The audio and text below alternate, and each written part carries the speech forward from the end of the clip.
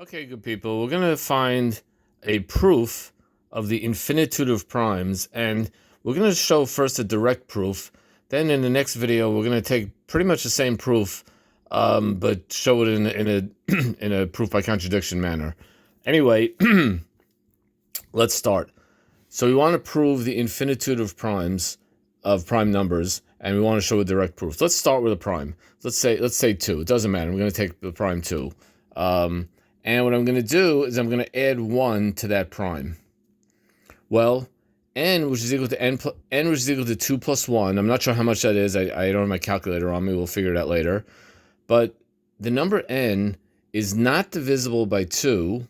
Hence, it is either a new prime or has prime factors other than 2. That's all I need to know. Well, let's calculate. So n is equal to actually 3, which happens to be a prime. So that's nice. My next step is to take 2 times 3, multiply my 2 primes. I have 2 as a prime and now 3 as a prime. 2 times 3 plus 1, multiply that, add 1. Now this new number n, so this n is a new n now. We just, even though it's the same n, but we're changing it like they do in computers. So it's not divisible by 2 or 3 because it's 1 more than a multiple of 2, and it's 1 more than a multiple of 3. If I would divide this by 2, I get a remainder of 1.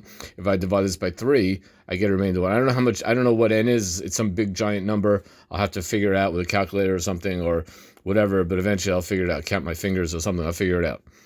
But it doesn't matter. N is either going to be a prime, a new prime, or it's going to have prime factors other than 2 and 3. Well, I'm going to calculate it out. I actually did this by hand, and I found out that n is equal to 7. 2 times 3 plus 1 actually equals 7, which happens to be a prime. So what am I going to do next? I'm going to now multiply this on. I'm going to make a new n, and n is 2 times 3 times 7 plus 1. And I'm going to make the same argument. This new n is not divisible by 2 because it has a remainder of 1 if I would divide by 2. It is not divisible by 3 because if I would divide it by 3, I'd have a remainder of 1. It's not divisible by 7 because I would divide, if I would divide by 7, I have a remainder of 1. Therefore, n is either a new prime or it is or maybe a composite number, but it has prime factors other than 2 and 3 because, and 7. Anyway, n is, if you crunch it out, it is 43, which happens to be a prime. Now, what I'm going to do is same process. I'm going to take the 43, I'm going to add that into the pile. 2 times 3 times 7 times 43 plus 1, same argument. It's either going to be a prime or it's going to be a number that has different prime factors, because other than the factors that are on my list. When I say different, I mean different than the numbers on the list, because so far I have 2, 3, 7, 43. I have all these prime numbers. Well, it comes out to be 1807. And 1807 is actually not a prime number, but it equals 13 times 139. Notice that 13 was not on the list.